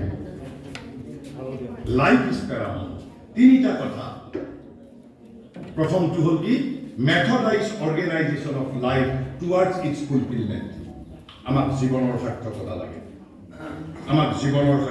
লাগে ভাৰতীয় শিক্ষা বিজ্ঞানৰ অন্তৰালত, ভাৰতীয় জ্ঞান প্ৰণালীৰ অন্তৰালত এইটোৱেই হ'ল প্ৰধান তত্ত্ব, methodise organisation of life, fulfilment of life. মই তাক ব্যাখ্যা কৰিবলৈ নাযাওঁ। দ্বিতীয় যিটো তত্ত্ব, not subject, not even holistic knowledge, it is integral knowledge. The word we should use not the holistic but integral. Holistic কিছু পরিমাণে superficial, but knowledge has to be integral. Integral, which is a vast and astonishing fund of integral knowledge. India provides to her students not information but integral knowledge, not subject but integral knowledge. Then on integral knowledge, again, integral knowledge is composed of three components. Three components. What are those three components? First one is knowledge about the world. Is it chemistry, mathematics, physics, biology, astronomy, agriculture? Is it ami jibur adhunik biswabidyalaya ami information provide koro. It is not integral knowledge. It is one-sided knowledge. It cannot make one perfect. It cannot make world perfect. It cannot, because it cannot transform ই ৰূপান্তৰ কৰিব নোৱাৰে, ই এজন বাইজী বাউৰাক সৃষ্টি কৰিব নোৱাৰে, but it is necessary. সেইভাবে integral নলেজৰ এটা part of world knowledge. World নলেজৰ ভিতৰতে আমি এই যে আধুনিক বিশ্ববিদ্যালয়সমূহত আমি যিবোৰ পঢ়ো, all will fall under that category. And what is the second component? Second component was self-knowledge. Is a prothomate Sri Aurobindo kole, the system prevailing in our universities is one which ignores the psychology of man. ভাৰতীয় শিক্ষা বিজ্ঞানে মানুহৰ মনস্তত্ত্বক পুৰা বিবেচনাৰ মাজলৈ আনিছিল, যিটো একবিংশ শতিকাৰ আধুনিক শিক্ষা বিজ্ঞান does not care about psychology of man. এইটো হ'ল দ্বিতীয় এলিমেণ্ট, নলেজ এবাউট সেল্ফ। মই নিজৰ বিষয়ে নাজানাকৈ মোক শিক্ষিত কৰিবলৈকে যত্ন কৰিছে শিক্ষা ব্যৱস্থাই, without any idea of my psychology. How it can be possible? Psychology has to be taken into full consideration. তাক পূৰ্ণ বিবেচনাৰ অধীনত আনিবই লাগিব, কাৰণ আমি 90 বছৰীয়া মহিলাই আত্মহত্যা কৰিব, we cannot tolerate. We cannot this to happen. মংগলত চান পাতিব পাৰক নোৱাৰক, আমি যেতিয়া পাৰিব বিজ্ঞানীসকলক শুভেচ্ছা জনাম। গতিকে দ্বিতীয় নলেজটো হ'ল কি? দ্বিতীয় নলেজটো হ'ল নলেজ এবাউট সেল্ফ। আৰু থাৰ্ড নলেজটো কি কৈছে? Knowledge about the ultimate reality. Knowledge about the ultimate reality. And this is what is called integral knowledge. Knowledge about the self, knowledge about the world, and knowledge about the ultimate reality. Who am I? এই সমগ্ৰ জগতৰ সৈতে মোৰ কি সম্বন্ধ, কি মোৰ equation, আৰু এই যিটো মই জ্ঞান পাম যুগৰ পিছত যুগলৈ কঢ়িয়াই লৈ যাম। কাৰণ পাৰফেকশ্যনৰ যিটো journey, it is infinite journey. এইটো হ'ল দ্বিতীয়টো element of the among three characteristics of ancient Indian pedagogy. আৰু তৃতীয় এলিমেণ্টটো কি? এই যে মই প্ৰথমতেই কৈছিলোঁ যে আদৰ্শ সমাজ গঢ়িব লাগিলে আমাক কি লাগিব? শক্তি। আমাক জ্ঞানো লাগিব, জ্ঞানৰ কথা পাতিলোঁ। শক্তি লাগিব, সামৰ্থ্য লাগিব। তেনেহ'লে ভাৰতবৰ্ষই কৈছে, পৃথিৱীৰ আন দেশে কোৱা নাই, কৈছে সমস্ত শক্তি মোৰ ভিতৰত আছে, সমস্ত শক্তি। আৰু কি কি শক্তি? কৈছে সূৰ্যত যি শক্তি আছে, চন্দ্ৰত যি শক্তি আছে, বেলেগ কথা বাদ দিয়ক আপুনি। ভাৰতবৰ্ষই কৈছে, মই অধিক ব্যাখ্যা কৰিবলৈ নাযাওঁ, কৈছে সূৰ্যত যি শক্তি আছে, চন্দ্ৰত যি শক্তি আছে, সেই শক্তি হেনো আপোনাৰো ভিতৰত আছে। তেওঁলোকে এই শক্তিক অভিব্যক্ত কৰিব লাগিব।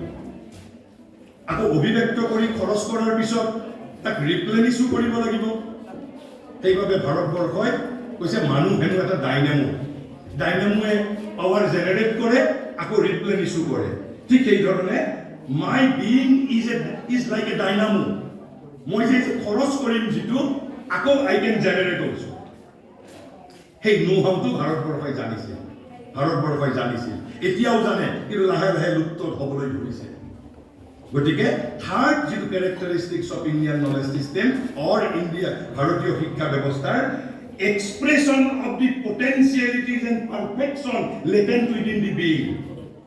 আপুনি এতিয়া যিটো বিবেকানন্দৰ ডেফিনেশ্যন, এই যিটো শ্ৰী অৰবিন্দই যিটো ক'লে, a perfected world cannot be created by man who are themselves imperfect or composed of men who are themselves imperfect. So perfection was the agenda, a practice of perfection.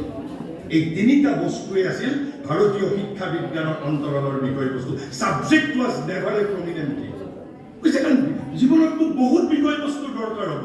মই আজি শিক্ষা বিষয়ৰ মই স্নাতকোত্তৰ হৈছোঁ. কালি যদি মোক অৰ্থনীতিৰ জ্ঞান লাগে, মই আকৌ বিশ্ববিদ্যালয় যাব লাগিব নেকি? নো, মোক বিশ্ববিদ্যালয় মোৰ ইণ্টেলেকচুৱেল কেপাচিটিটো শিকাই দিয়ক. Because I want to be job paying. Because I do not want to be job seeker. I want to be job creator. I want to be job creator. গতিকে এই তিনিটা বস্তু হ'ল ভাৰতীয় শিক্ষা বিজ্ঞানৰ মূল বিষয়বস্তু.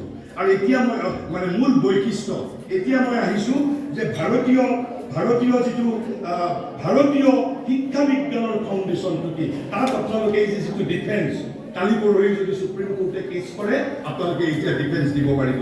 মই সেইটো বিষয়ে আপোনালোকক মই দৃষ্টি আকৰ্ষণ কৰিব খুজিছোঁ যে ভাৰতীয় শিক্ষা বিজ্ঞানৰ মই সেই কথাখিনি কৈ মই সমাপ্ত কৰিম। তেনেহ'লে ভাৰতীয় শিক্ষা বিজ্ঞানৰ একেবাৰে এয়া মই কিৰিট যোশীৰ কথাৰ পৰা কৈছোঁ। কিৰিট যোশী, লেট কিৰিট যোশী, আচলতে মই ব্যাখ্যা নকৰোঁ কিৰিট যোশী কোন, আপোনালোকে গুগলত বিচাৰিলে পাব, তেওঁৰ অজস্ৰ ভিডিঅ' আছে। এই আপোনালোকৰ বহু চৰ্চিত NEP 2020ৰ মোৰ দৃষ্টিত তেওঁৱেই অন্তৰালৰ প্ৰাণগুৰু। মই ব্যক্তিগতভাৱে 2013 চনমানত তেখেতৰ চৰণ স্পৰ্শ কৰাৰ সুযোগ পাইছোঁ, কিন্তু নাও হি ইজ নো মোৰ। কিন্তু তেওঁৰ অজস্ৰ ভিডিঅ' ইউটিউবত আপুনি পাব। তেওঁ কৈছে, আপুনি চাব এই তত্ত্বটোৰ মাজতে গোটেই বস্তু সোমাই আছে। ইয়াত নিতা কলিতা বাইদেউ এক্সপেৰিয়েঞ্চিয়েল চায়েন্সৰ কথা কৈছে। এক্সপেৰিয়েঞ্চিয়েল চায়েন্স এই যে ভাৰতীয় শিক্ষা বিজ্ঞানৰ, that is one of the integral element of Indian pedagogy. কৈছে basic foundation of Indian pedagogy is the perception that, এটা বোধ, এটা পাৰচেপশ্যন। কিহৰ বোধ? কৈছে there is in the heart of every thinking and living being. There is in the heart of every thinking and living being. Again, Kirit Joshi এই কথাখিনি Shri অৰবিন্দৰ synthesis of যোগৰ সৰলীকৃত কথা কৈছে, in the heart of every thinking and living being. তেনেহ'লে কাৰ কথা কৈছে? পশুৰ কথা কোৱা নাই। পশু লিভিং বিং, বাট পশু ইজ নট থিংকিং বিং। অৰ্থাৎ মননশীল সত্তাৰ হৃদয়ত, অৰ্থাৎ মানুহৰ কথা কৈছে। প্ৰতিটো সজীৱ আৰু মননশীল সত্তাৰ হৃদয়ত কি থাকে? A growing bird of knowledge and perfection. এটা মুকুল থাকে, এটা বৰ্ধিষ্ণু মুকুল আছে কিহৰ? জ্ঞানৰ আৰু পূৰ্ণতাৰ, পাৰফেকশ্যনৰ। ক'ত আছে? ভিতৰত। মই জন্মতে লৈ আহিছোঁ। So knowledge is not to be supplied from market, from outside, from encyclopedia. They are all my supports. Knowledge is already within me, but it is concealed. Perfection is already in me, but it is concealed, অবগুণ্ঠিত, আবৃত, আসন্ন হৈ আছে। That needs to be manifested, অভিব্যক্ত কৰাৰ প্ৰয়োজন। কৈছে a growing bud of knowledge and perfection that can open swiftly or gradually. আকৌ এটা ইয়াত কথা ক'লে, ক্ৰমশ নহ'লে হঠাৎ। ঠিক আছে, ক্ৰমশ বাৰু আমি বুজি পালোঁ, সেইটো বুজাত অসুবিধা নহয়। কিন্তু কৈছে হঠাতো প্ৰস্ফুটিত হ'ব পাৰে বুলি কৈছে এই মুকুল দুটা। হঠাৎ কাৰোবাৰ হৈছে নেকি পৃথিৱীত? কাৰোবাৰ হৈছে নেকি? অজস্ৰ মানুহৰ হৈছে, জানা অজানা অজস্ৰ মানুহৰ হৈছে হঠাৎ।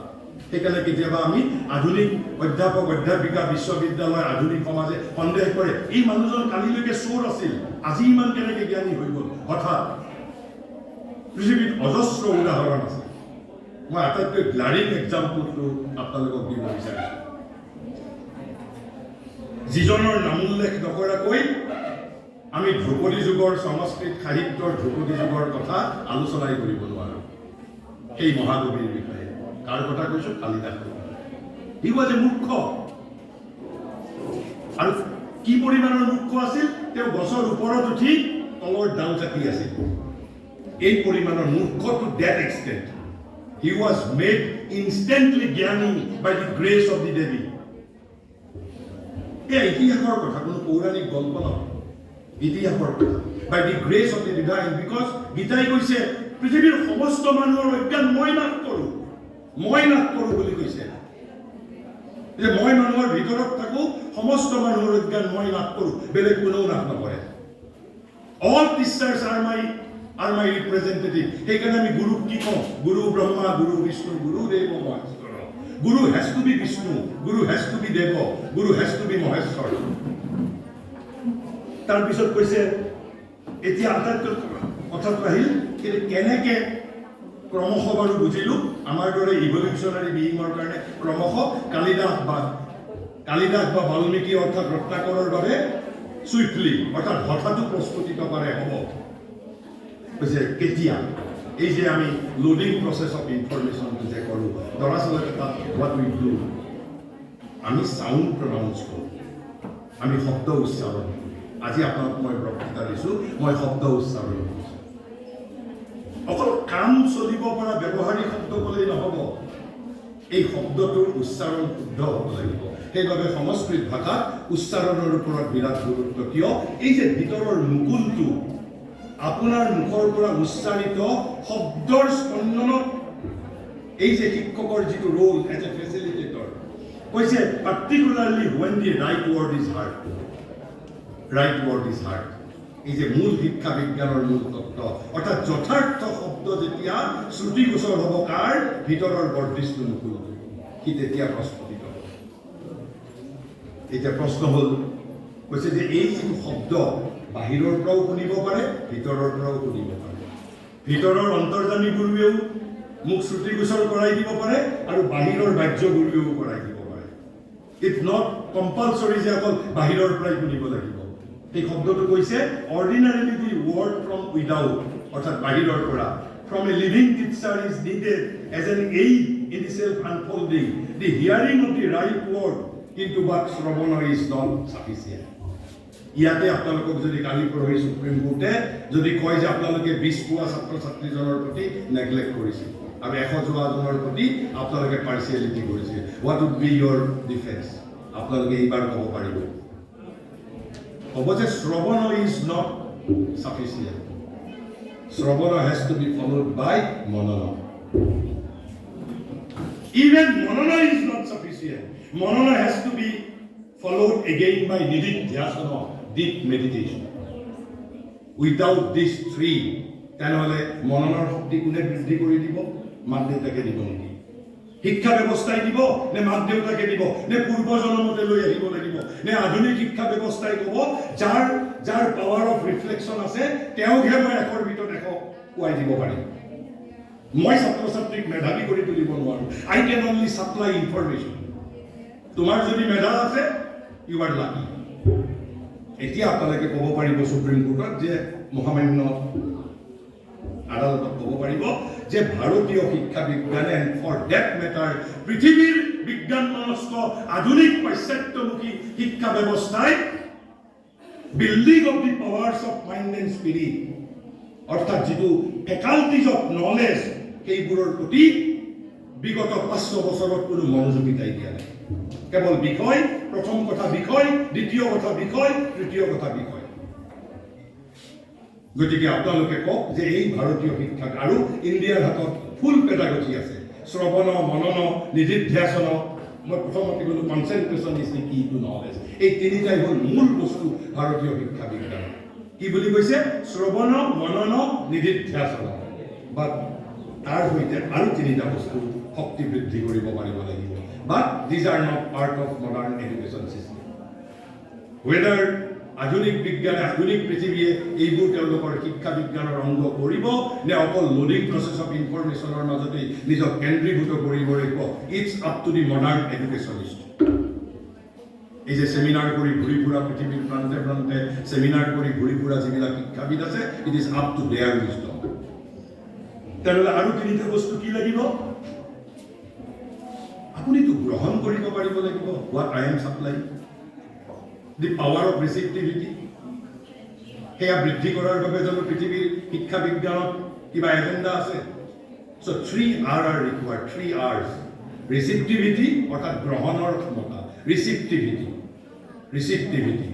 what you will be supplying second retention এই যে আমি ধী শক্তি বুলি কওঁ কি ধাৰণ কৰিব পাৰিব লাগিব আজি মোক আপুনি যদি এটা 10 লিটাৰৰ বাল্টিঙত আপুনি মোক 15 লিটাৰ পানী দি দিছে মই ধাৰণ কৰিব নোৱাৰো মোক 50টা কোপ মাৰিলেও নোৱাৰো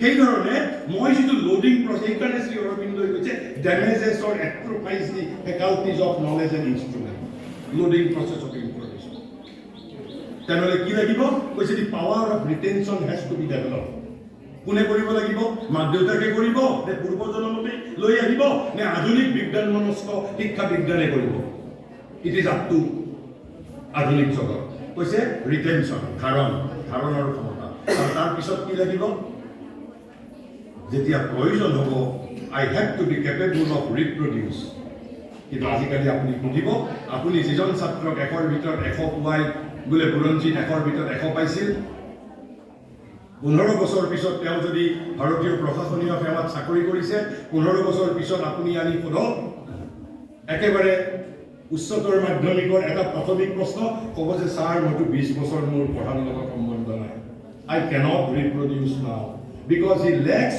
reproducing capacity because আমাৰ ইউনিভাৰ্চিটি শিক্ষা ব্যৱস্থাই তাক ৰিপ্ৰডিউচ এই ৰিপ্ৰডাকশ্যনৰ কেপাচিটিটো ইনক্ৰিজ কৰি দিয়া নাই সেইবাবে মই কৈছো আধুনিক শিক্ষা বিজ্ঞান বিশ্বব্যাপী বিদ্যাৰ্থীৰ বিৰুদ্ধে এটা পৰিকল্পিত ষড়যন্ত্ৰ আৰু সেইবাবে আধুনিক বিজ্ঞান এতিয়াতো আমাক আকৌ আৰ্টিফিচিয়েল ইণ্টেলিজেন্সৰ ওপৰত আমাক অধীন কৰিবলৈ বিচাৰিছে লাগিব আমি আৰ্টিফিচিয়েল ইণ্টেলিজেন্স শিকিম বাট not at the cost of my original human power মই আৰ্টিফিচিয়েল ইণ্টেলিজেন্সো শিকিম আৰু মোৰ ভিতৰত থকা power of intellectuality all knowledge all faculties of knowledge has to be develop তাৰপিছত আজি যদি মোক বুৰঞ্জীৰ প্ৰয়োজন হৈছে মই বুৰঞ্জী শিকি ল'ম কালি যদি মোক ৰাজনীতি বিজ্ঞান প্ৰয়োজন হৈছে কালি ৰাজনীতি বিজ্ঞান শিকিম পৰহি যদি মোক অৰ্থনীতি বিজ্ঞানৰ প্ৰয়োজন হৈছে অৰ্থনীতি বিজ্ঞান শিকিম মোক তোমালোকে কৌশল শিকাই দিয়া why I will limit my life only to a single subject so this subject oriented education consciousness has to be eradicated has to be removed from the consciousness of our mind মই মোটামুটি এই কথাখিনি এইভাবে কৈছো ইয়াৰ লগত আৰু ক'বলগীয়া আছে কিন্তু অতি দীঘলীয়া হ'ব সাধাৰণভাৱে মই আপোনালোকক এটা ধাৰণা দিছো এতিয়া মনত আপোনালোকৰ এটা প্ৰশ্ন উত্থাপিত হ'ব পাৰে যে এইবোৰ কৰাৰ বাবে কি ভাৰতৰ ক্ষমতা আছে নে নাই ভাৰতৰ ক্ষমতা আছে মই এই বিষয়ে এটা কোটেশ্যনেৰে শেষ কৰিব বিচাৰিছো শ্ৰী অৰবিন্দই তেওঁৰ এই ব্ৰেইন অফ ইণ্ডিয়া কিতাপখনতেই তেওঁ এটা প্ৰশ্ন কৰিছে সেই কোটেশ্যনটোৰ মাজতেই সমগ্ৰ উত্তৰ আছে কিন্তু এই যিবোৰ জ্ঞান নো হাও ভাৰতৰ লগত আছে লাহে লাহে লুপ্ত হ'বলৈ আৰম্ভ কৰিছে এইটো সত্য because of lake of practice আৰু বিশেষকৈ শিক্ষিত সমাজৰ যিটো অৱহেলা এপেথিৰ বাবে এইবোৰ বস্তু নোহোৱা হ'বলৈ ধৰিছে কৈছে what was the secret of that gigantic intellectuality বুলি কৈছে spirituality and superhuman moral force which we see pulsating in the Ramayana and Mahabharata, in the ancient philosophy, in the supreme poetry, art, sculpture and architecture of India. কি আছিল তাৰ অন্তৰালত কৈছে what was at the basis of the incomparable public works and engineering achievements, the opulent and exquisite industries, the great triumphs of science, scholarships, jurisprudence, logic, metaphysics, and the unique social structure. What supported the heroism and self-abandonment of the Kshatriya, the Sikh and the Rajput, the unconquerable national vitality and endurance. এইবোৰৰ অন্তৰালত কি আছিল শ্ৰী অৰবিন্দই কৈছে without a great and unique discipline involving a perfect education of soul and mind, a result so immense and persistent would have been impossible. তেনেহ'লে আমি কেৱল প্ৰাচীন গুৰুকুলাশ্ৰমৰ শিক্ষাৰ যিটো ছুপাৰফিচিয়েল ব্যৱস্থাৰ মাজতেই আমি তাৰ কিন্তু সূত্ৰ বিচাৰি নাপাওঁ সেইটো বুলিও কৈছে শ্ৰী অৰবিন্দই কৈছে it would be an error to look for the secret of alien success in the details of the instruction given in the old ashrams and universities so far as they come down to us. তেনেহ'লে তাৰ অন্তৰালৰ তত্ত্বটো জানিব লাগিব আৰু এই তত্ত্বটোকে আমি আধুনিক ভাৱত বৰ্তমান আধুনিকভাৱে প্ৰয়োগ কৰিব লাগিব আমি আজিৰ পৰা 5000 বছৰ গুৰুকুলাশ্ৰমত যিটো পদ্ধতি প্ৰয়োগ কৰিছিল সেই পদ্ধতি প্ৰয়োগ কৰিব নোৱাৰোঁ সেইবাবে কৈছে we must know what was the principle and basis on which the details were founded. এই যে গুৰুকুলাশ্ৰমৰ বিহাইণ্ডত প্ৰিন্সিপলটো কি আছিল আৰু এই প্ৰিন্সিপলটো কৈছে we shall find the secret of their success in a profound knowledge of human psychology and its subtle application to the methods of intellectual training and instruction. আৰু তাৰ মূল বেকত আছিল কনজাৰভেশ্যন অফ এনাৰ্জি আমাৰ ভিতৰৰ যিটো কনজাৰভেশ্যন অফ এনাৰ্জিৰ যিটো নোহাও ভাৰতবৰ্ষই জানিছিল তাৰ কিন্তু ভাৰতীয় পৰিভাষাটো ক'লে আধুনিক মানুহ জামুৰ খাই উঠিব কিন্তু ইংৰাজীত ক'লে অলপমান খংটো আমাৰ কমকৈ উঠিব যেতিয়া আমি কওঁ যে conservation of energy latent within me সেই বুলি ক'লে আমি একচেপ্ট কৰিবৰ বাবে মেণ্টেলি ৰেডি কিন্তু যেতিয়া আমি কওঁ ব্ৰহ্মচৰ্য বুলি তেতিয়া লগে লগে আমি কওঁ এইটোতো ট্ৰেডিশ্যনেল বস্তু ধাৰ্মিক বস্তু What was Brahmacharya? Nothing but conservation of energy latent within me. কিন্তু শ্ৰী অৰবিন্দই একেবাৰে শেষত সেই পেৰাগ্ৰাফটো মই কৈ শেষ কৰিব বিচাৰিছোঁ কিন্তু কৈছে যে তাৰ অৰ্থ এইটো নহয় যে আমি আজিৰ পৰা 5000 বছৰ আগত যিটো শিক্ষা বিজ্ঞান এই যে নিদিধ্যাসন শ্ৰৱণ মনন ৰিটেনশ্যন ৰিপ্ৰডাকশ্যন ৰিচিপ্টিভিটি এই যিবোৰ faculties of knowledge powers of the buildings of mind and spirit আজিৰ পৰা 10000 বছৰ আগত যি ধৰণে বিকশিত কৰিছিল সেই ধৰণেই কৰিলে নহ'ব আমি নতুনভাৱে গৱেষণা কৰিব লাগিব সেইবাবে UGC is reimposing Indian knowledge system on the educated Indians. কৈছে it is not our contention that the actual system of ancient instruction should be resorted in its outward research. A demand often made by fervid lovers of the past. Many of them are not suited to modern requirements. Sri Aurobindo dore ejon manue koise khawagere koise many of them are not suited to modern requirements but its fundamental principles. What we are to extract its fundamental principle koise but its fundamental principles are for all time.